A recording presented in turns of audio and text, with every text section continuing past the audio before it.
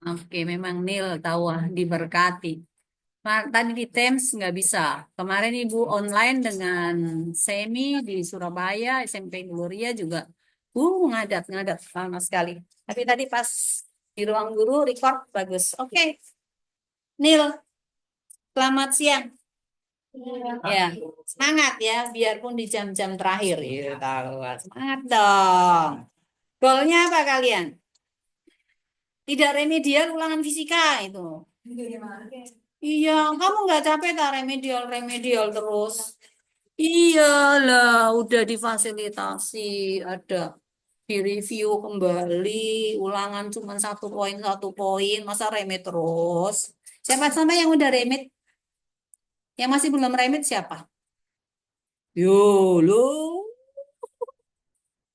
Ini minggu nggak remit, berarti minggu depan orang tua dipanggil. Ya, itu aja. Oke. Supaya ibu nggak disalahin lagi sama kepala sekolah, ya. Kamu yang nggak datang remedial, gurunya lagi yang salah, kasihan. Ya, oke. Konsen ya. Kembali ke kita punya channel di mana? Link satu penting janda semangat tahun baru tuh semangat baru gitu lah ya. Oke, kita nanti di hari Jumat itu ulangan di pemekaran massa sama energi ya. Jadi untuk relativistik ada tetapan relativitas sama dengan apa? Gamma sama dengan apa?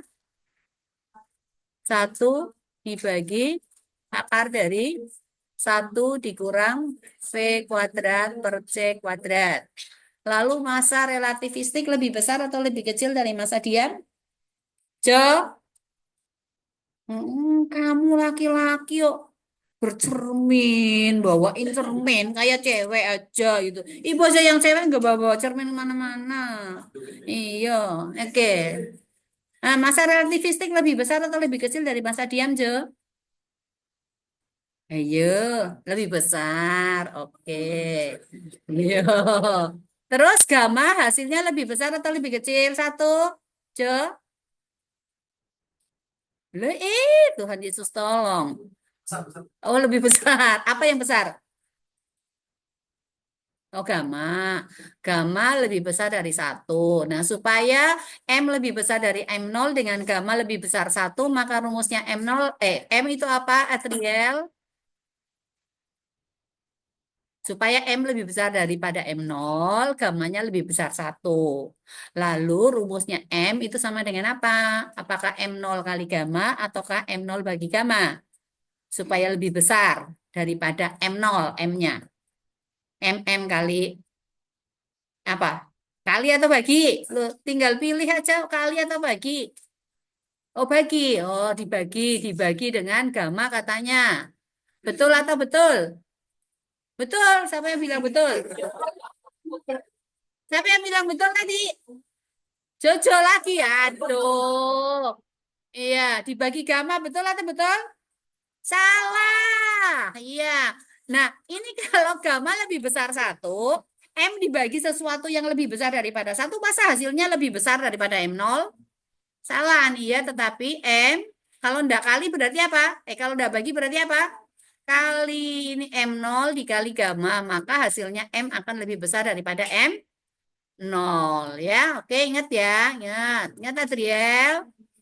Ya, jangan lupa ya. Jadi, jangan marah-marah. Oke ya. Jadi M sama dengan apa, Adriel? M0 kali gamma ya. Oke, nah sekarang kalau selisih massa delta M, M lebih besar dari M0. Maka selisih massanya kira-kira di apa dikurangi apa? M kurang M0 atau M0 kurang M? M dikurang M0. Kenapa? Karena M lebih besar daripada M0. Oke, tadi M sama dengan apa di sini? M0 kali gamma. Maka ini M0 kali gamma dikurangi dengan M0. M0-nya sama. M0-nya sama, berarti boleh dikeluarin enggak? Boleh. Maka kalau M0 keluar, yang di depan M0 bagi gamma bagi M0 jadi apa? Gamma. Lalu M0 dibagi M0 jadi apa? Satu. Berarti kita kurangi dengan satu. Ini adalah rumus cepat daripada delta M ya. Mau pakai ini ya boleh nggak apa-apa ya. Nah sekarang kalau kita mau cari persentase daripada delta M, itu berarti sama dengan delta M dibagi dengan M0 kita kalikan dengan 100% ya kan. Nah kita masukkan di sini M0 kali gamma dikurangi 1 dibagi M0 kita kalikan dengan 100%. Apa yang bisa hilang? M0 bisa hilang sehingga sisa apa? Gamma dikurangi 1 dikalikan dengan 100%. Ya, ini dikurung gini. Atau ini 100-nya mau pindahin juga boleh. Jadi, persen daripada delta M dibagi dengan 100% sama dengan gamma dikurangi dengan 1. Ya, oke? Oke atau oke? Oke, ya. Oke. Iya. Iya, Pak. Oh, ada casku. Nah, casnya ada di sini, Mak.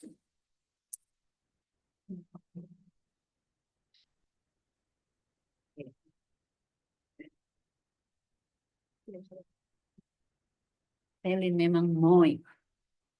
Oke ya. Ya. Nah, sekarang misalnya nih ya, misalnya.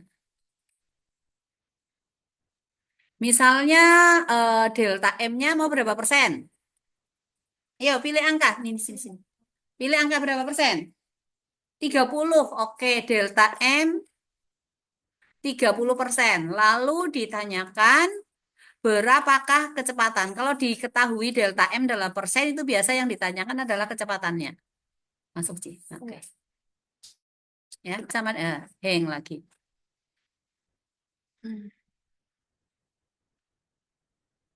Loh, ya. Kenapa enggak mau ya?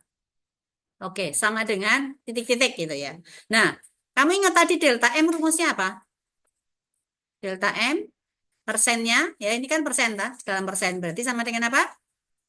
Gamma dikurangi 1 kali 100%. Ya, kita pindahkan ke sini. Berarti persen dari delta M dibagi dengan 100% sama dengan gamma dikurangi 1. Persen delta M berapa? 30% dibagi dengan 100% sama dengan gamma dikurangi 1. 30% dibagi 100% sama dengan berapa, Jo? Lihat ke depan. Berapa, Jo? 30% dibagi 100% sama dengan berapa? 3/10. Good. 3/10 sama dengan gamma dikurangi 1. Maka gamma sama dengan apa, Angel? Ya. 3/10 sama dengan gamma min 1. Gamma sama dengan paham kali silang. Ini langsung. Oh. Kan gamma. Ini yang pindah kan tinggal ini. Kalau min pindah jadi apa? Plus. Berarti ini 3/10 plus 1. Oke. Ini per 10. Aurel. Berarti ini 3 ditambah berapa? Hah? 10. Oke. 3 tambah 10 berapa, Rel? 13. Maka gamma ketemu sama dengan 13/10. Rumusnya V apa, V? Rumusnya V apa? Oke. V sama dengan C dibagi gamma dikalikan akar gamma kuadrat dikurangi 1. Tadi gammanya ketemu berapa? Oke. Gamma sama dengan 13/10. Maka masukkan di sini jadi C per 13/10 dikalikan akar. Ya, yang di sini kamu pakai ini aja supaya gampang. Jadi kali langsung 13/10. Siapa tahu ada yang nggak hafal gitu ya. Dikurangi 1/1. Nah ini kalau 3 C dibagi 13/10 berarti sama dengan apa? 10C per 13. Kali akar ini berarti buat per 100. 13 kali 13? 169. 1/1 dibuat per 100 jadi 100 dikurangi 100. Oke. Berarti 10/13C dikalikan akarnya 100 berapa? 10. Berarti 1/10 dikalikan akar 169 kurang 169. Apa yang bisa dicoret di sini? 10 dicoret. Sehingga hasilnya V sama dengan berapa? 1/13 akar 69C. Nah, ini kecepatannya ya. Jadi sangat gampang. Nah, misalnya lagi yang ditanyakan adalah perbandingan persentase massa atau perbandingan, sorry, bukan persentase massa, tetapi perbandingan pemekaran massa. Jadi misalnya ada V1 sama dengan berapa? Berapa C? Ayo, pilih angka, cepat. 0,9, oke. Lalu V2-nya berapa? 0,7. Oh, oke, nggak apa-apa. Lalu ditanyakan delta M1 dibanding dengan delta M2 sama dengan berapa? Nah, dari sini maka kalian cari gamanya dulu. Gamma 1, kemudian di sini cari gamma 2. Gamma 1, 1 per akar dari 1 dikurang V kuadrat per C kuadrat. Lalu gamma 2 di sini 1 per akar dari 1 dikurangi dengan V kuadrat per C kuadrat. V-nya di sini berarti V1, V-nya di sini berarti V2. Sekarang 0,9 berarti 9 per berapa? 9 per 10. 9 kali 9 berapa? 81. Ya, 81. Pernya berarti kan per 100 kan? Per 100. Oke, berarti sama dengan 1 dibagi dengan berapa? Kan 100 per 100 dikurangi 81 berarti berapa? 19. Akar dari 19 per akar daripada 100. Berarti sama dengan 10 per akar 19. Biarkan seperti itu nggak apa-apa ya. Nah, sekarang untuk yang V2 ini kan 0,7. 0,7 berarti kan berapa? 7 per 10. 7 kali 7, 49. Oke, berarti ini sama dengan 1 per 100 dikurangi 49, 51. 51 langsung aja per 10. Berarti sama dengan 10 dibagi dengan akar 51. Oke, rumusnya delta M apa tadi? Gamma dikurangi 1 kali apa? Kali 100% atau yo kali M0 juga boleh ya. Berarti ini kan sama saja dengan apa? Delta M1 dibanding delta M2. Berarti gamma 1 dikurangi 1 kita kalikan dengan M0, pakai per juga boleh. Gamma 2 dikurangi 1 ini berarti dikalikan dengan M0. Apa yang hilang? M0 hilang. Berarti sama dengan gamma 1 dikurangi 1 dibagi dengan gamma 2 dikurangi 1 ya. Tinggal kamu kasih masuk sih. Berarti sama dengan 10 per akar 19 dikurangi dengan 1 dibanding dengan 10 per akar 51 dikurangi 1. Milih ini. Angkanya agak ribet ya. Di sini nggak apa-apa. Tapi ini per akar 19 nggak apa-apa. Ya, berarti jadi apa? 10 dikurangi akar 19 dibagi dengan akar 19. Kita kalikan dengan akar 51 dibagi dengan 10 dikurangi akar 51 atau sama dengan ini dikali nggak apa-apa ya, berarti akar 51 kali 10 dikurangi akar 19 dibanding dengan berapa? Akar 19 kali 10 dikurangi dengan akar 51. Jadi kalau bentuknya seperti ini kamu cukup stop sampai di sini aja nggak apa-apa, nggak usah sampai hasil akhir gitu ya. Boleh sampai sini aja. Mau dirasionalkan ya nggak ada masalah. Seperti itu. Ini kalau perbandingan delta M-nya ya, jadi cukup gampang. Ya nanti banyak sih ceritanya, terserah mau yang mana soalnya gitu ya. Oke. Nah sekarang untuk energi. Energi, Einstein merumuskan bahwa energi itu sama dengan apa? M dikalikan C kuadrat. Berarti kalau E0 itu sama dengan apa? M0 C kuadrat. Nah, E di sini sama dengan MC kuadrat. M-nya tadi relativistik berarti sama dengan apa? M0 kali gamma kan? C kuadrat kan? Nah, M0 C kuadrat itu sama dengan apa? E 0 kan? Ini kan boleh ditulis M0 C kuadrat kali gamma kan? Yang ini sama dengan apa? E0. Berarti ini sama dengan E0 dikali gamma. Oke, sekarang si E ini sama dengan E0 kali gamma. Kira-kira karena gamma lebih besar daripada 1, berarti E ini dibandingkan dengan E0 lebih besar atau lebih kecil? Lebih besar. Kalau dia lebih besar, ada selisih energi dong, delta E. Maka delta E-nya sama dengan apa? E dikurangi dengan E0. Kita masukkan nih. E-nya sama dengan E0 kali gamma. Dikurangi dengan E0.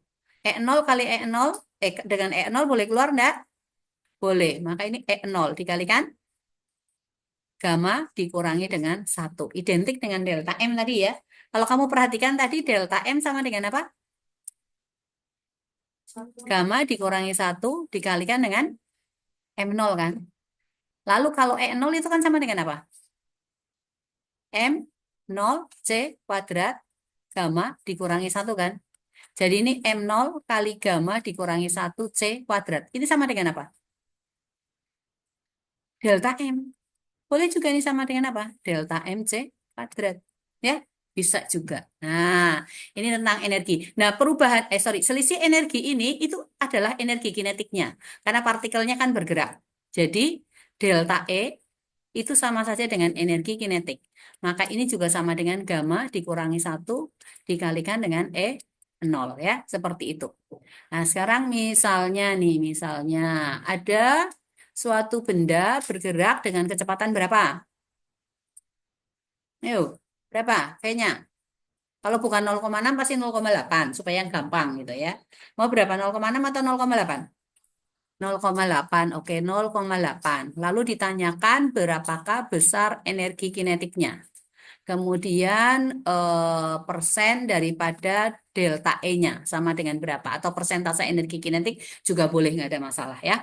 Nah, kalau dicarikan persentase nanti dibagi dengan E0. Nah, untuk EK, energi kinetik tadi sama dengan apa? Kalau rumus cepat, gamma dikurangi 1 dikalikan dengan E0 kan. Berarti ini sama dengan gamma dikurangi 1 dikalikan dengan M0 C kuadrat. Misalnya M-nya di sini partikelnya adalah elektron. Berarti M elektron sama dengan berapa? Ada yang tahu? 9,1 kali 10 pangkat minus 31 kilogram ya. Nah, kamu lihat dari sini ya, nanti tinggal kasih masuk. Sekarang untuk V sama dengan 0,8, gamma sama dengan berapa? 1 dibagi dengan akar 1 min V kuadrat per C kuadrat. Nanti kamu masukin sendiri ya. Dihitung bla bla bla gitu ya. Itu akan sama dengan 1 per 0,6 atau sama dengan 5 per 3. Jadi kamu bisa masukin dari sini. Berarti sama dengan 5 per 3 dikurangi 1 dikalikan dengan M0 C kuadrat. 5 per 3 dikurangi 1 berapa? 2 per 3. M0-nya berapa? 9,1 10 pangkat min 31 kilogram dikalikan 3 10 pangkat 8 ini meter per sekon. Karena kuadrat kamu dikalikan 2 kali boleh. 3 kali 10 pangkat 8 meter per sekon boleh. Ada yang bisa dicoret? 3 dengan 3 habis. 2 kali 3 berapa? 6. 6 kali 1? 6. 6 kali 9? 54. Oke, 54,6 kali 10 pangkat minus 31 tambah 8 tambah 8. 8 tambah 8 berapa? 16. Min 31 tambah 16 minus 15. Satuannya dalam kilogram meter kuadrat per sekon kuadrat. Ini berarti sama dengan 5,46 10 pangkat minus 14 ini dalam Joule. Ya, ini untuk cari delta EK-nya. Nah, misalnya yang dicari adalah persentase dari delta E. Ya. Persentase daripada delta E. Rumus cepatnya apa? Gamma dikurang 1 dikalikan dengan 100% kan? Ya atau ya? Loh, ya atau ya? Ya gitu ya, ya aja. Nah, gammanya berapa? 5 per 3 dikurangi 1 dikalikan dengan 100%. 5 per 3 sama dengan dikurangi 1 berapa? 2 per 3 dikalikan dengan 100%. 200 dibagi 3 berapa? 66,66% ya. Oke. Ya, sekarang berikutnya lagi. Ini adalah untuk mencari energi kinetiknya.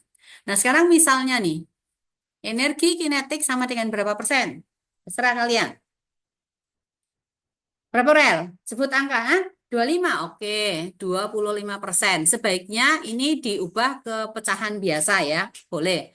Tapi ini nggak ada masalah sih ya. Jadi energi kinetik itu kan sama saja dengan delta E kan? Delta E. Ini kan berarti sama dengan apa? Gamma dikurangi 1 kali 100%. Sini adalah persen daripada EK. Berapa persen di sini? 25% sama dengan gamma dikurangi 1 kali 100%. Berarti 25% per 100% sama dengan apa? Gamma dikurangi 1. 25% per 100% sama dengan berapa? 1 per 4 sama dengan gamma dikurangi 1. Berarti gamma sama dengan 1/4 ditambah 1 sama dengan berapa? 5/4. Dapat nih gamanya. Cari berapakah kecepatannya. V sama dengan apa? Ayo. C dibagi dengan gamma kali apa, Adriel? Iya, tanya. Oh iya tahu. Gamma kuadrat kurang 1. Betul, Aaron? Oh betul, oke. Nah sekarang berarti C dibagi berapa? 5/4. Dikalikan akar, siapa lagi? Justin ya? Siapa? Kamu. Iya, soalnya sudah mau tidur. Hmm. Siapa lagi namanya? Hah? Wirawan? Bukan, belakangnya. Hah? Siapa? Yo. Cepat, ini berarti berapa nilainya? Gamma kuadrat. Berapa kali berapa? Iya, maka. Hah? 5/4 kali 5/4 dikurangi 1/1 kan? Oke, berarti V sama dengan, ayo lanjut. Kalau Wirawan pasti betul. Lanjut berapa? Saya dibagi 5/4 sama dengan apa? Oke, good. 4C/5. Kali akar berapa? 5 kali 5? 25. Oke, 4 kali 4? 16. Oke, 8. Dikurangi 1/1, dibuat per 16 berapa? Pasti 16/16. Ya, tinggal penyebutnya. Sekarang 25 dikurangi 16. Berapa? Berapa? 9. Oke, 25 kurang 16, 9 ya. Berarti ini 4C/5.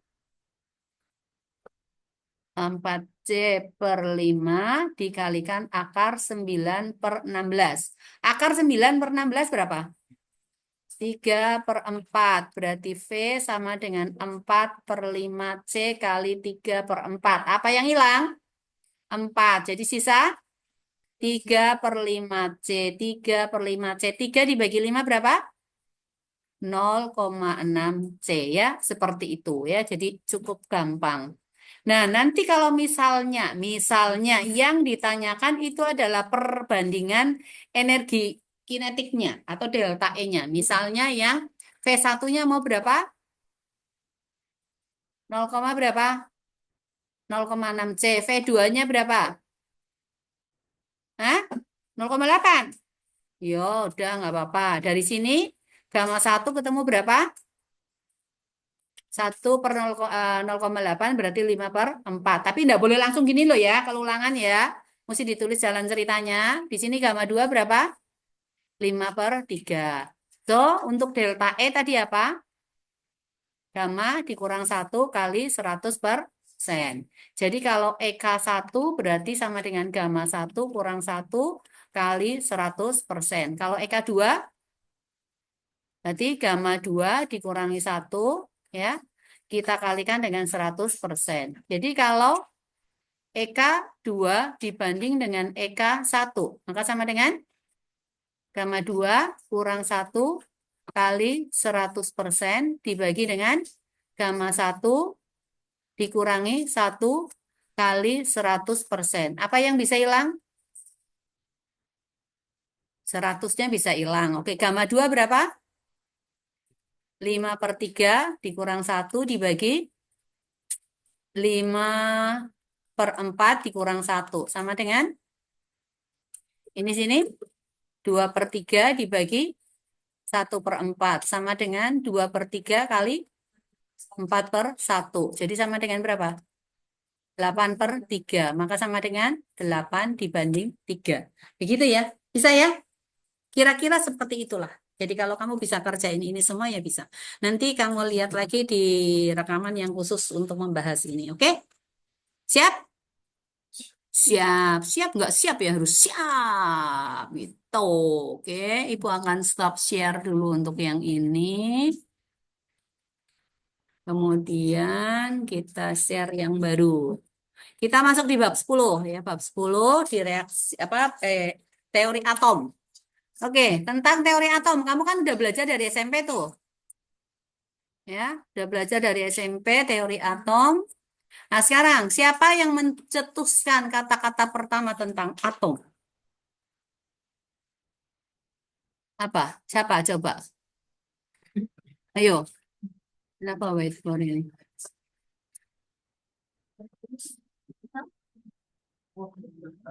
Siapa yang mencetuskan pertama-tama? Tuh, siapa? Demokritus. Nah, terus teori atom yang pertama itu apa? Newton, ngawur. Hah? Thomson, salah. Teori atom yang pertama apa? Dalton, oke. John Dalton, ya. John Dalton. John Dalton, pendapatnya tentang John Dalton apa? Hah? Roti kismis. Ya, jangan bukan roti kismis lah. John Dalton, ya ini kita ke peta konsepnya dulu, bentar. Ya, apa-apa? John Dalton mengatakan apa? Wih, loh, yang menyusun zat paling kecil dinamakan apa sama John Dalton? Atom, Newton. Ya, nah sekarang atom itu apakah bisa dibagi lagi menjadi partikel yang lebih kecil menurut Dalton? Tidak bisa dibagi lagi dengan melalui reaksi kimia biasa. Nah, bisa dibagi-bagi lagi ya kalau pakai reaksi nuklir gitu ya. Nah, sekarang yang berikutnya eh muncul teori berikutnya siapa sesudah Dalton? J.J. Thomson. Nah, ada yang tahu teorinya J.J. Thomson itu dikenal dengan teori apa? Tentang atom? Nih, tadi udah disebut loh. Oh iya, roti kismis. Sekarang kira-kira kenapa sih kok dinamakan dengan roti kismis gitu? Itu kan tahun berapa itu J.J. Thomson? Ada yang tahu? Ibu aja nggak tahu. Tahun berapa? Hah? 1898. Berarti belum di tahun Masehi kan? Masih zaman bahula gitu ya. Nah, kita ingat aja zamannya perjanjian lama ada. Di zaman perjanjian baru juga sudah ada sih ya. Masih ada. Nah, di zaman perjanjian lama itu yang mereka kerjakan dengan alam ini mereka itu bikin apa biasanya? Untuk memenuhi kebutuhan hidupnya mereka. Nah, menanam apa? Yang ditanam itu apa? Perjanjian lama. Kismis masa ditanam ngawur aja. Kismis nggak ditanam lah, ya. Masa kismis ditanam? Apa? Yang ditanam atau apa? Biasa gandum, jelai, dan lain sebagainya. Terus perkebunannya biasanya perkebunan apa? Perkebunan yang ditanam anggur, iya, perkebunan anggur. Nah, eh, Ibu suka anggur gitu. Dan anggur itu bagus untuk jantung ya supaya jadi kalau kalian bisa makan tiap hari 5 biji anggur. Ya 5 anggur gitu tapi dengan bijinya dimakan, jangan bijinya dibuang. Itu bagus untuk kesehatan jantungnya kita. Jadi kalian akan terhindar dari penyakit jantung gitu ya. Nah, sekarang lalu anggur-anggur dari hasil perkebunan itu biasanya diolah jadi apa? Jadi wine. Oke. Nah, untuk mengolah supaya jadi wine itu memilih anggur-anggur yang bagaimana? Yang bagus-bagus. Lalu firman Tuhan bilang, kalau kalian punya perkebunan anggur ataupun perkebunan apapun, jika kita akan memanennya, apakah boleh dihabiskan semuanya? Tidak, tapi Tuhan bilang apa? Sisakan. Untuk siapa? Orang-orang berjalan kaki yang lewat. Mungkin mereka kelaparan apa ya di tengah jalan, mereka bisa petik anggur atau buah ara dan lain sebagainya. Nah, biasanya yang dikasih tinggal sama si punya perkebunan itu anggur-anggur yang bagus-bagus atau anggur-anggur yang kecil-kecil. Iya. Terus kalau nggak ada orang lewat, anggur yang kecil-kecil itu apakah terus melengket di pohonnya? Tidak. Akhirnya apa? Jatuh. Jatuh matahari begitu terik kali, akhirnya anggur-anggur itu bagaimana? Mengering kan? Iya. Jadi apa? Jadi kismis. Kismis dimakan enak nggak? Enak. Iya, kamu bikin kismis itu nggak harus dari anggur. Misalnya kamu dari jambu air itu kamu dulu waktu ibu kecil ya, kan banyak jambu air yang warnanya merah-merah itu loh, ya. Nah itu biasa gitu dipetik ya terus dijemur. Itu bisa juga jadi kismis. Rasanya juga lain. Tapi sekarang udah ibu nggak pernah temukan di sini di daerahnya ibu dulu masih ada. Sekarang nggak tahu masih ada atau enggak. Dan ibu punya aku itu suka sekali. Jadi pas kalau lagi musim panen itu dibeli dari mana-mana lalu dibuat kismis. Kenapa? Karena mereka eh, produksi juga apa bakery mereka jadi masak-masak dan bikin kue, bikin roti. Nah, sekarang dulu itu gandumnya kan mereka kan olah menjadi roti kan. Nah, rotinya itu kalau kalian nonton film Little House ya, kamu coba nonton Little House. Waktu itu tuh belum ada orang yang jualan roti, belum ada. Tapi mereka harus bikin roti sendiri tiap pagi untuk mereka sarapan anak-anaknya. Nah, selain roti tawar yang dibikin, itu mereka juga bikin roti apa? Kalau mau pergi ke mana ke jalan jauh itu mereka biasa bawa bekal. Bekalnya kan kalau roti tawar kan repot dipotong-potong. Jadi mereka bikin rotinya yang roti bundar-bundar, tapi nggak pakai kismis, nggak pakai ya nggak pakai kismis. Tetapi habis panen anggur itu kan banyak anggur-anggur yang tidak diperas menjadi wine kan. Nah itu anggur-anggur itu kan dikeringkan jadi kismis kan. Daripada itu kismisnya kita makan-makan begini kan nggak enak. Lalu makan rotinya juga kan rotinya nggak ada isinya gitu ya. Dulu kan belum ada isi coklat, isi keju, isi beef slice atau apa kan nggak ada. Jadi akhirnya mereka bikinlah dikasih masuk di dalam adonan roti supaya rotinya itu ada variasinya, namanya rotinya jadi roti kismis. Itu zaman waktu itu hanya roti kismis gitu. Nah, si Thomson bilang bahwa atom itu terdiri dari apa? Kismis. Atom terdiri dari apa? Elektron dan proton. Elektron bermuatan apa? Negatif. Proton bermuatan apa? Positif. Nah, muatan negatif dan positifnya menurut J.J. Thomson dari hasil penelitiannya dia, ya, dari hasil percobaannya, lalu itu roti kismis. Elektron dengan protonnya itu bagaimana posisinya di dalam atom itu? Berhamburan tersebar secara merata, bukan berhamburan ya, tersebar secara merata positif negatif, mirip seperti kismis yang ada di dalam roti. Makanya dikasih nama rotinya apa teorinya adalah teori roti kismis. Nah, coba kamu cari di internet. Ada ceritanya yang begitu enggak? Enggak ada. Ya itu ceritanya ya versinya ibu gitu loh. Ya, ya tapi ya kira-kira mungkin seperti itu bayangannya ibu itu ke sana gitu loh. Ih, kasihan kamu. Ya, serius ya dikiranya benar gitu ya. Enggak, itu perkiraannya ibu aja gitu. Nah, udah selesai sampai di situ. Yang mengembangkan teori berikutnya setelah J.J. Thomson siapa? Eh? Siapa-siapa? Berikutnya?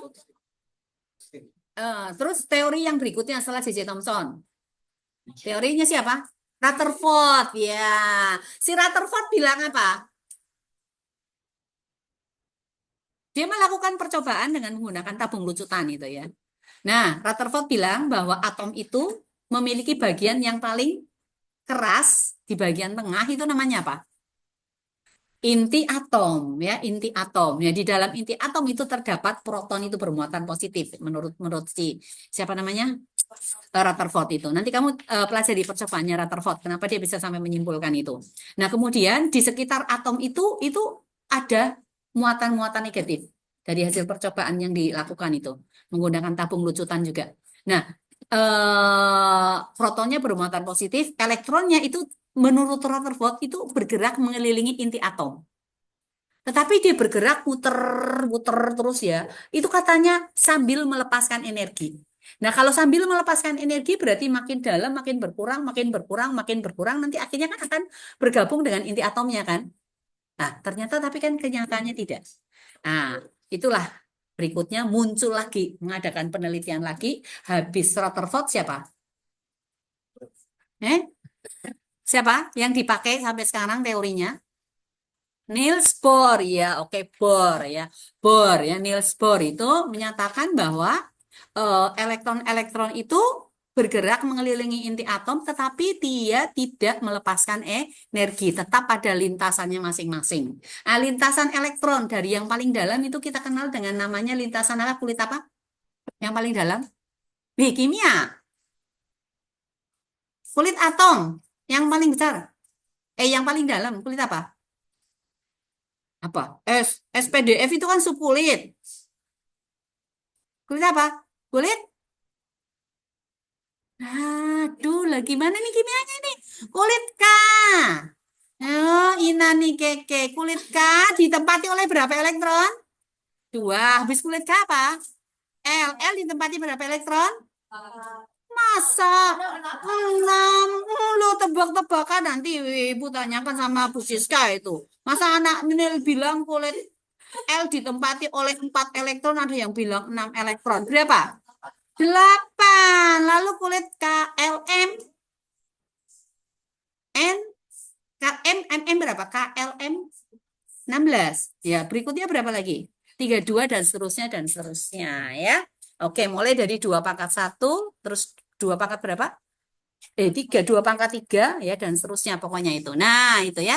Nah, subkulitnya lagi nanti namanya SPDF. Ya, oke. Itu terus berikutnya lagi. Nah, kita lihat.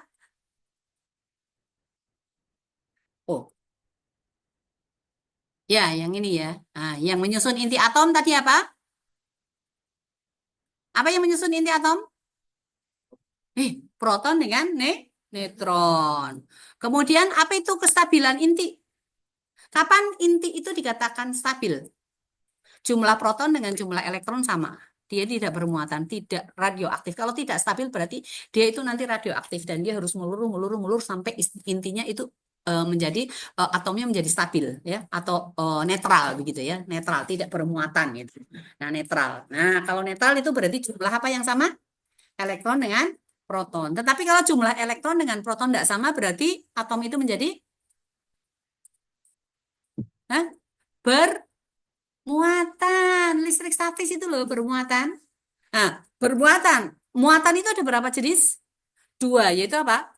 Positif dan negatif. Nah, kapan benda yang netral atau atom yang netral itu menjadi bermuatan positif atau menjadi bermuatan negatif? Nah, untuk jadi muatan positif, dia jadi protonnya lebih besar. Nah, supaya protonnya menjadi lebih banyak dibandingkan elektronnya, apa yang harus harus terjadi? Melepaskan elektron. Kenapa hanya elektron yang bisa pindah? Ayo, elektron yang di mana yang bisa pindah? Yang ada di paling luar. Boneka dari mana itu, Jo? Siapa yang kasih boneka? Mana laki-laki main boneka? Terus itu bukan kursi goyang. Gimana itu kursi enggak patah-patah? Kalau dibikin kursi goyang, 4 kaki dibikin goyang-goyang gitu. Ya, ya, ya, lebih menarik itu ya daripada elektron-elektron ya. Itu juga yang nyusun elektron-elektron itu dengan atom-atomnya. Ya, oke. Nah, jadi kulit paling luar itu yang bisa pindah. Lalu kalau dia bermuatan negatif, jika apa? Menerima elektron. Oke ya. Ya. Nah, nanti kita juga akan belajar tentang defek massa ya. Defek massa itu sebentar nanti. Kemudian tentang peluruhan. Nah, ini peluruhan ini khusus untuk unsur-unsur yang bersifat radioaktif atau unsur-unsur yang tidak stabil. Itu dia akan meluruh.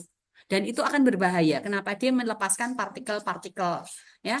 Ah, ada partikel gamma, ada partikel alfa, terserah nanti yang meluruhnya jadi apa, apakah dia akan melepaskan partikel alfa atau partikel gamma atau beta, ya, atau melepaskan neutron dan sebagainya.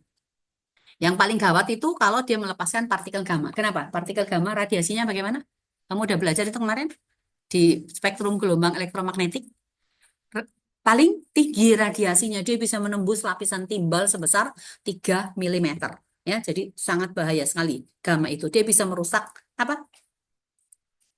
DNA dengan RNA-nya kita. Kalau terjadi kerusakan pada sel DNA, RNA itu bisa menimbulkan apa? Eh, apa? Cancer, iya. Orang yang kena kanker diradiasi dengan sinar gamma. Tapi sinar gamma itu tidak hanya membunuh sel kankernya, tetapi merusakkan juga sel-sel yang baik. Nah, sel-sel yang baik bisa rusak dan bisa menimbulkan kanker pada waktu berikutnya lagi gitu. Seperti itu. Jadi hanya mujizat dari Tuhan yang bisa orang betul-betul membebaskan dari cancer. Ibu punya kakak ipar satu itu kena cancer, udah di kemoterapi, disinar 36 kali, kemoterapi enggak tahu berapa kali, sembuh. Nol sel kankernya. Tetapi berapa tahun berikutnya akhirnya kena cancer lagi dan akhirnya sampai dibawa mati gitu loh, meninggal karena cancer ini. Jadi hati-hatilah, kita masing-masing itu punya sel cancer ya. Masing-masing punya sel cancer, tinggal nanti dari pola makan dan pola hidupnya kita, apakah kita dengan makan dengan baik, hidup dengan baik, waktu tidurnya kita cukup atau tidak. Kalau tak salah sedikit, pas kondisinya lagi drop, itu sel cancer itu bisa aktif. Nah, pada saat sel cancer itu aktif, ya udah kita nggak bisa bikin apa-apa. Ah, tetapi berita baiknya lagi, kalau kamu suka loh ya, itu rebuslah ubi kayu. Kalau kalian bisa makan ubi kayu minimal 1 hari 100 gram, itu akan bisa menghambat cancer itu. Dan orang yang kena cancer bisa sembuh. Yang penting fisiknya cukup bagus gitu. Itu bagus itu. Tapi kalau waktu waktu rebus jangan ditutup, harus dibuka supaya ada zat apanya itu dia harus keluar gitu. Gitu. Ya, itu kalau kamu suka ubi kayu, ya. Ubi kayu biasa digoreng itu loh. Ya ini teorinya sih. Siapa ini? Dalton ya. Nanti kamu baca sendiri ya. Nah, berikutnya ini adalah percobaan daripada Dalton tentang tabung lucutan ya, atau tabung sinar katodenya yang diberi potensial cukup tinggi yaitu 30.000 kilovolt ya, 30.000 kilovolt gitu. Wait, kita punya sumber listrik berapa? 220 volt. Kalau kita kasih masuk jarinya kita ke lubang stromanis itu kita bisa mati enggak? Bisa.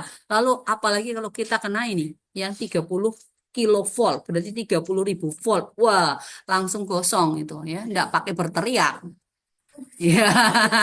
Ya, ini tekanannya cukup rendah ya. Diusahakan sampai dia hampa udara. Jadi sampai di 0,01 milimeter Hg ya. Nah, nanti kamu bisa pelajari. Nah, ini ya percobaan yang dilakukan oleh J.J. Thomson ya. Ini. Di sini ada lempeng pembeloknya yang dihubungkan dengan potensial positif dengan negatif. Lalu ada katodenya ini juga dihubungkan dengan potensial positif negatif supaya elektron-elektron bisa terlepas dari tabung katoda menuju ke tabung anoda. Setelah itu partikel-partikel yang lepas ini akan dibelokkan melalui keping pembelok ini ya. Selanjutnya ya ini dari percobaannya Thomson ya, ini menyatakan bahwa nilai daripada E dibagi dengan M itu tidak berubah, artinya tetap ya. Nah, E per M-nya. Nah, E per M-nya itu. Kenapa ini muncul terus ini di sini? Bagaimana caranya menghilangkan ini? Nutupnya gimana? Yo, ini loh. Ada layar ini sini yang warna kuning. Apa ini? Dia apa ini? Mana ini? Terus? Oh, hilang. Hilangin lagi. Ih, muncul lagi. Ya, oke, oke, oke. Thank you ya. Ya, ya. Nah, jadi ini ya, nilai daripada E per M itu tidak bergantung pada jenis logamnya, ya. Jadi ini tetap sama saja dengan E per pangkat 2 dibagi dengan 2 VB pangkat 2. E di sini adalah kuat medannya, B-nya itu adalah induksi magnetnya, lalu V-nya di sini adalah voltase, ya, voltage-nya. Itu percobaannya Thomson.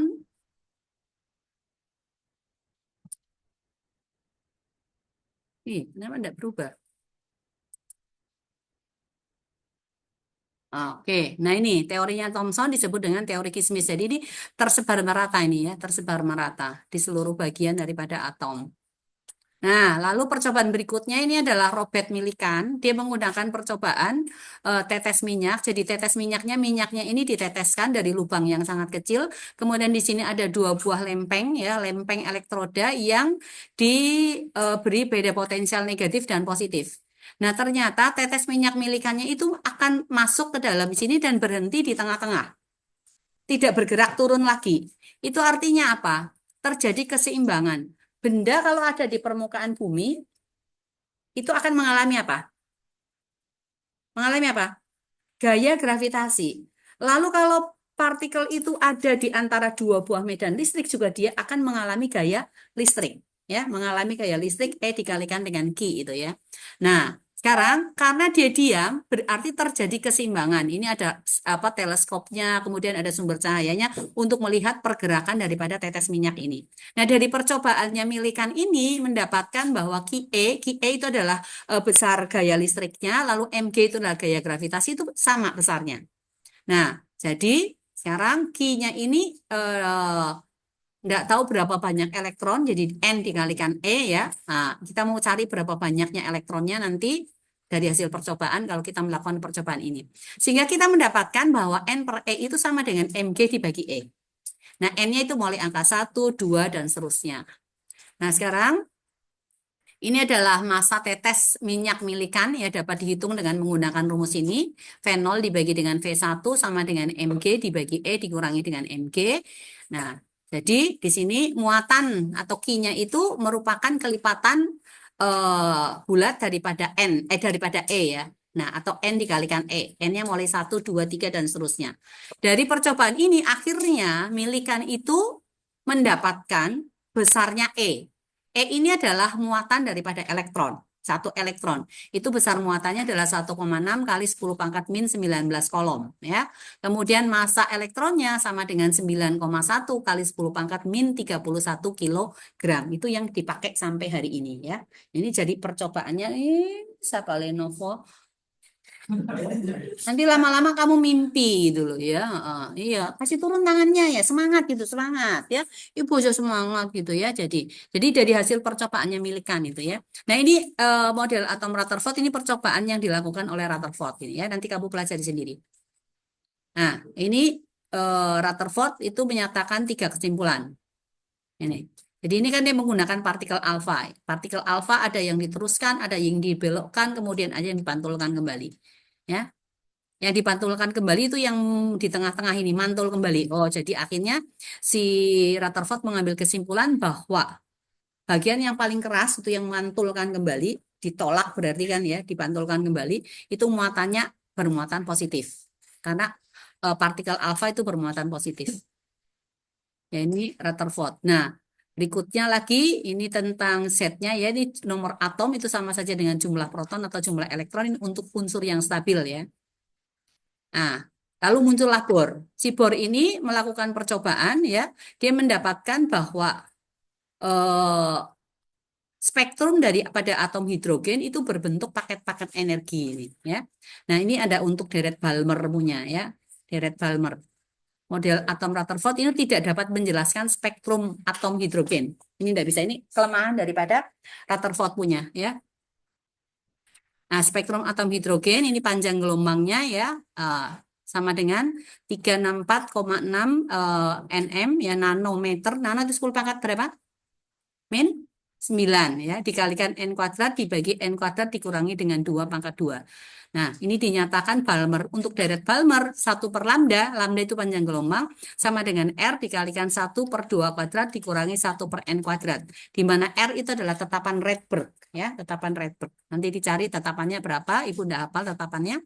Nah, kemudian untuk deret Lyman, ya ini untuk daerah ultra ungu, ini deretnya adalah deret Lyman, batas panjang gelombangnya dari 121,6 sampai dengan 91,2 nanometer. Nah, untuk deret Lyman, rumusnya kan hampir sama dengan Balmer nih. Balmer punya 1 per 2 kuadrat kurang 1 per n kuadrat, berarti n-nya mulai angka 3. Kemudian untuk deret Lyman, 1 per 1 kuadrat dikurangi 1 per n kuadrat, n-nya mulai angka 2. Jadi berarti Lyman yang pertama, kemudian berikutnya adalah Balmer. Setelah Balmer itu ada Pasken, kemudian ada Brackets dan Pevun. Ya, jadi untuk Pasken punya kalau Lyman 1 per 1 dikurangi 1 per n kuadrat, Balmer 1 per 2 kuadrat dikurangi 1 per n kuadrat, maka untuk Pasken punya berarti berapa? 1 per 3 kuadrat dikurangi 1 per m kuadrat, maka m-nya berarti mulai angka seterusnya, 4 dan seterusnya. Kemudian berarti untuk brackets berapa? 1 per 4 kuadrat ya. Jadi ngapalin rumusnya ini saja. 1 per lambda sama dengan R kali 1 per n kuadrat dikurangi 1 per n kuadrat. Di mana n itu lebih kecil daripada m. Lyman n-nya sama dengan 1. Untuk Balmer n-nya sama dengan 2. Pasken itu n-nya sama dengan 3. Brackets itu n-nya sama dengan 4. Dan Pevun n-nya sama dengan 5. Tapi ini tidak akan keluar di ujian ya. Waktu Ibu ujian di perguruan tinggi ya keluar. Ini enggak ya. Nah, ini tentang model atom Bohr ya, model atom Bohr. Nah, ini intinya bermuatan positif, lalu ada elektron yang bergerak mengelilingi inti atom. Nah, ini adalah keempat daripada asumsi Bohr ya, asumsi Bohr bahwa energi awal dikurangi energi akhir itu sama dengan H dikalikan F ini untuk yang tereksitasi ya. radiasi. Oke. Jadi besar energi kinetik daripada atom itu sendiri itu sama dengan 1/2 KE kuadrat per R. Lalu energi potensialnya sama dengan Q dikalikan dengan E atau sama dengan min KE kuadrat per R. Sehingga energi total daripada elektronnya itu sama dengan E itu ditambah EK, nilainya juga sama dengan minus KE kuadrat dibagi dengan 2R. Ya dimasukkan aja ini untuk energi kinetik dengan energi potensialnya. Nah, ini di sini untuk jari-jari atom ya. Jari-jari atom hidrogen itu Rn itu dirumuskan sama dengan N kuadrat dikalikan H. H di sini adalah tetapan Planck karena ada coretannya di atas, berarti tetapan Planck dibagi dengan 2pi ya. Berarti H kuadrat per 4pi kuadrat dibagi lagi dengan MKE kuadrat. M-nya itu adalah massa, E-nya itu adalah muatan elektron, K-nya itu adalah tetapan lagi ya. Tetapan. Nah, ini model atom Bohr tentang energinya. Jadi ini berupa paket-paket energi ya untuk deret Lyman, kemudian deret Balmer, Pasken dan seterusnya. Nah, energi daripada atom hidrogen itu En itu sama dengan min 13,6 elektron volt per N kuadrat. Elektron volt, 1 elektron volt itu berapa joule? Ada yang tahu? 1 elektron volt itu berarti 1 elektron dikalikan 1 volt. 1 elektron itu Q-nya berapa? Muatan elektron berapa tadi? 1,6 kali 10 pangkat min 19 kolom. Jadi 1 EV itu berarti 1,6 kali 10 pangkat min 19 kolom dikalikan 1 volt. Berarti sama saja dengan 1,6 kali 10 pangkat min 19 joule ya. Seperti itu. Oke. Ya, ini untuk mencari panjang gelombangnya ya. Bisa menggunakan 1/lambda sama dengan R kali ini. Seperti yang tadi. Untuk Lyman berapa N-nya? 1, Balmer N-nya 2, habis Balmer apa? Pasken berapa? 3, lalu Bragg 4, Buffon 5 ya. Lyman, Balmer, Pasken, Bragg, kemudian Buffon 1, 2, 3, 4, 5. Jadi gampang ngapalinnya. Begitu aja. Nah, ini adalah percobaannya Frank dan Hertz yang memperkuat asumsinya dari Bohr ya. Merupakan paket-paket energi, tingkat-tingkat energi. Nah, ini sinar laser ya, sinar laser. Ini sinar laser yang terabsorpsi, berarti tidak ada yang diteruskan, artinya diserap semuanya. Ini sebagian ada yang teremisi, kemudian yang ini ada yang apa ini namanya terangsang. Jadi ini diuraikan ini, ya ada HF, HF, HF, HF begitu. Kemudian penggunaan daripada laser itu bisa juga untuk mata ya. Di laser mata itu jadi orang yang minus, orang yang plus, orang yang silinder ya. Ada yang pernah lasik mata? Nggak pernah. Mudah-mudahan nggak ada gitu ya. Lebih baik kamu pakai kacamata daripada di laser. Kenapa? Kita, kalau ketelitiannya kurang aja sepersekian detik bisa mengantem retina matanya kita, matilah kita. Buta langsung ya, antem retina. Ibu pernah di laser 2 kali itu dulu ya. Mata kanan, mata kiri pada saat itu retinanya matanya ibu itu udah bergeser dan untuk mencegah supaya retina matanya nggak lepas akhirnya harus di laser. Nah itu kenapa? Karena dulu suka. Jadi jangan kamu kalau pas gatal itu dikucek-kucek matanya. Itu bahaya sekali itu. Ya, berhentilah. Gitu. Jangan ngucek-ngucek. Sakit. Orang laser itu sakit sekali. Ya, kemudian ini tentang partikel-partikel yang menyusun atom itu apa ini percobaan yang dilakukan ya. Nah, lambang ini kamu udah dipelajari di apa ini? Kimia ya. A dengan Z ya. Jumlah proton itu Z, jumlah neutron A dikurangi dengan Z ya. Untuk jumlah elektron juga sama dengan Z. Oke, nah apa itu isotop, isobar, isoton udah belajar ya? Ya, jadi Ibu nggak usah bahas yang ini. Nah, ini untuk massa 1 unit ya. 1 unit ini, satu SMA itu ya. 1 SMA atau 1U ini boleh dibilang 1U juga boleh. Ya, ini sama dengan 1,6 kali 10 pangkat minus 27 kilogram. Dan energinya yang dimiliki oleh 1 unit massa atom itu sama dengan 931,5 mega elektron volt per C kuadrat.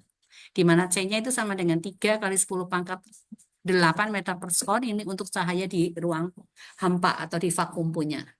Nah, ini ukuran dan bentuk intinya ya R-nya itu kira-kira 1,2 kali 10 pangkat minus 15 meter ya dikalikan A pangkat berapa ini? 1/3 ya. Nah, kemudian di sini adalah tentang kestabilan inti. Nah, inti yang stabil di sini. N-nya akan sama dengan Z-nya di sini. Ini dia stabil. Jadi kalau stabil dia tidak akan meluruh. Tetapi kalau yang di bagian sini itu unsur radioaktif, maka dia akan meluruh begitu. Nah, unsur-unsur radioaktif ini yang berbahaya karena dia akan melepaskan juga sinar-sinar radioaktif gitu. Itu sangat berbahaya. Nah, untuk mendeteksinya menggunakan alat yang dinamakan apa? Mendeteksi ada unsur radioaktif atau tidak. Yuk, alatnya siapa? Siapa yang menjelaskan itu hari? Yuk. Siapa?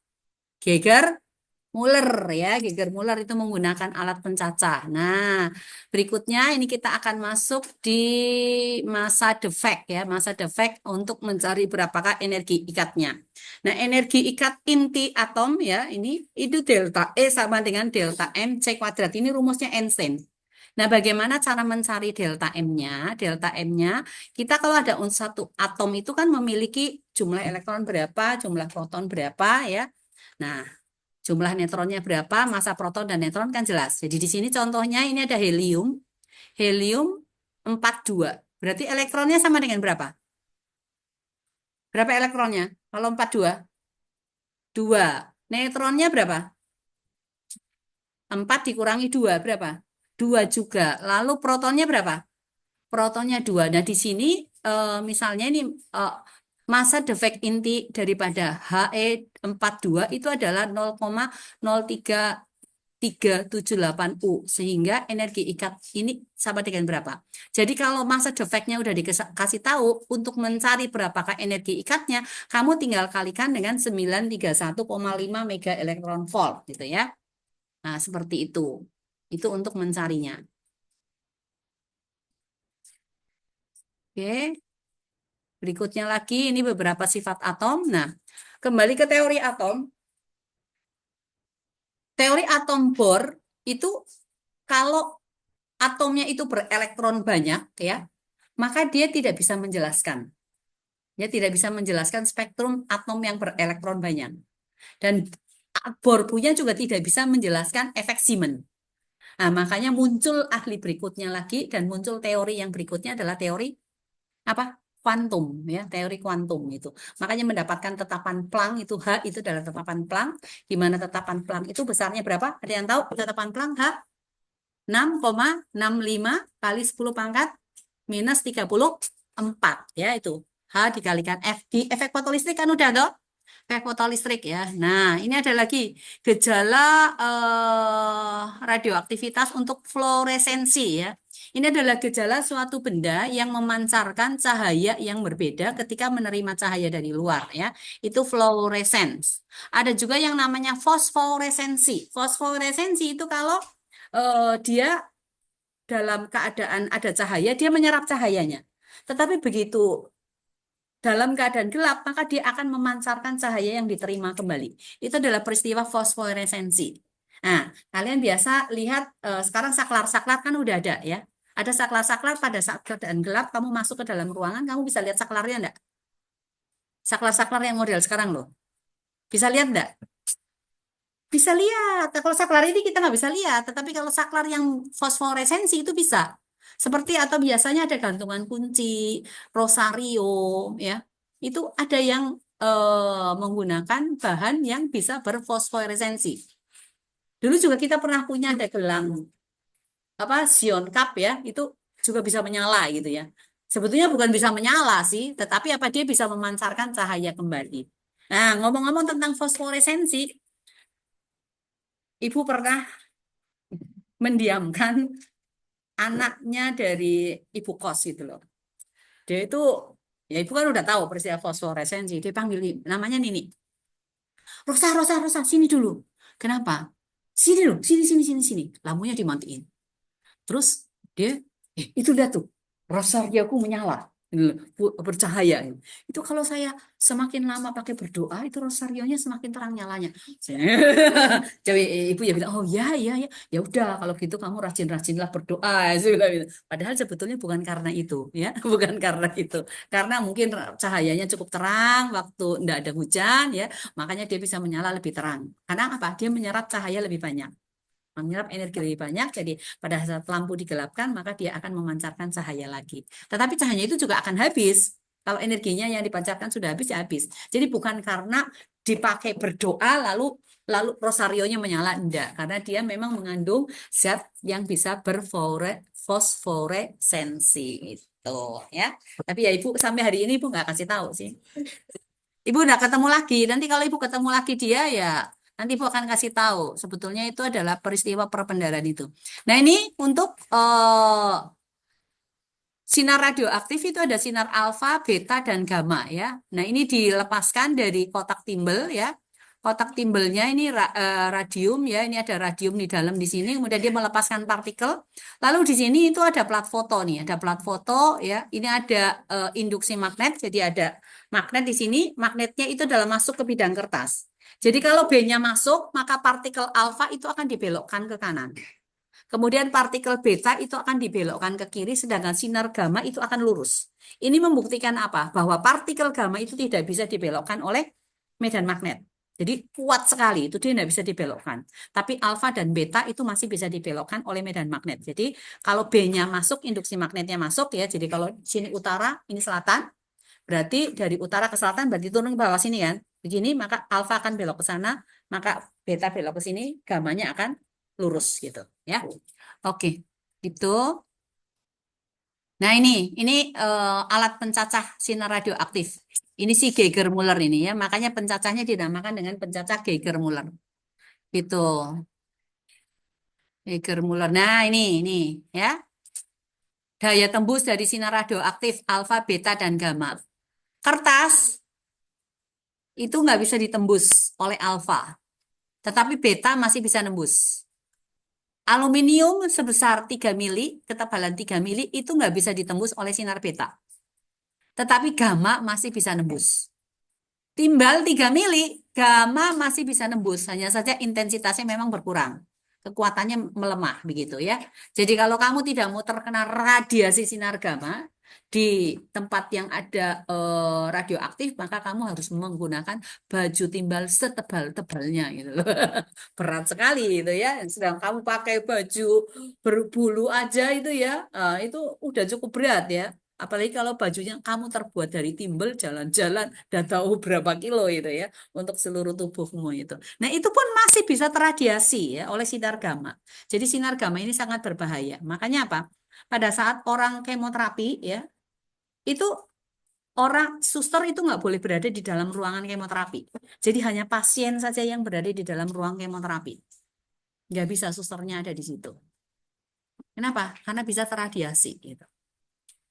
Itu seperti itu. Jadi begitulah. Nah, ini unsur-unsur radioaktif yang akan mengalami peluruhan ya. Nah, ini bisa memancarkan elektron, bisa memancarkan positron, bisa juga menangkap elektron ya. Nah, ini ada yang peluruhan alfa, kemudian ada yang pemancaran elektron, pemancaran positron, lalu penangkapan elektron dan ada gamma juga itu. Nah, nanti selanjutnya kita akan masuk di sini. Kita sampai jam berapa? 2.20 ya, ya. Di ini ya, di peluruhan ya. Peluruhan radioaktif gampang sih ngitungnya ini, enggak susah. Jadi kamu ngapalin rumusnya juga cukup gampang ya. Nah, kamu ngapalin rumusnya pakai yang ini aja, ini ya, yang ini. Ya. Jadi jumlah atom setelah meluruh itu sama dengan 1/2 dipangkatkan N. N-nya itu adalah N kecil ya, dikalikan dengan jumlah atom mula-mula. Nah, N-nya itu adalah tetapan peluruhannya itu sama dengan ini. Bukan tetapan peluruhan, jadi N-nya itu sama dengan waktunya dibagi dengan waktu paruh. Apa itu waktu paruh? Waktu paruh itu adalah waktu yang diperlukan oleh suatu atom radioaktif untuk meluruh supaya aktivitasnya menjadi aktivitas setengah aktivitas semula, separuh. tinggal separuh gitu. Seperti anggaplah seperti kue satu dibagi dua.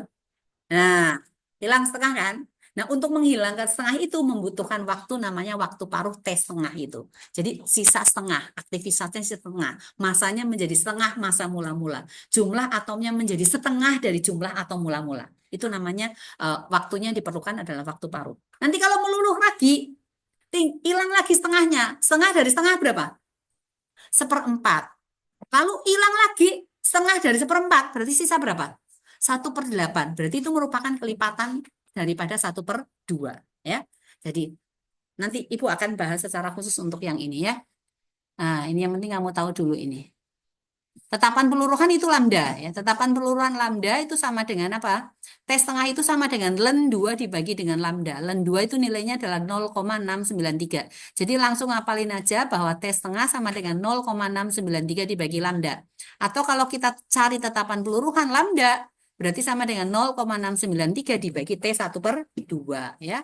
T1/2 itu adalah waktu paruh. Jo, apa kamu lihat Jo itu Jo? Yang di tanganmu apa di situ? Kamu lihat ke bawah terus.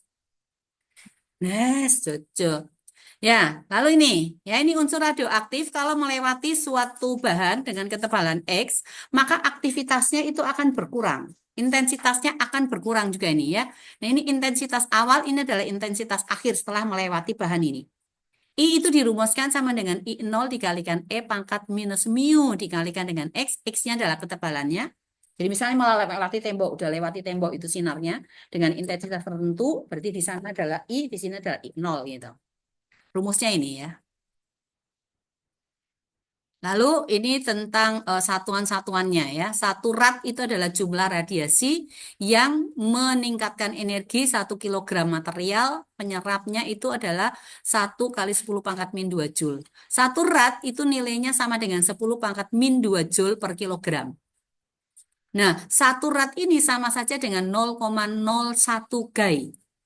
Bukan G ya. Gay ini dari gay lusak gitu loh ya. Nah, 1 Gay itu sama dengan 1 Joule/kilogram atau sama dengan 100 serat. Ya. Nah, gay lusak. Nah, sekarang berikutnya lagi di sini ada dosis serapan ekuivalen.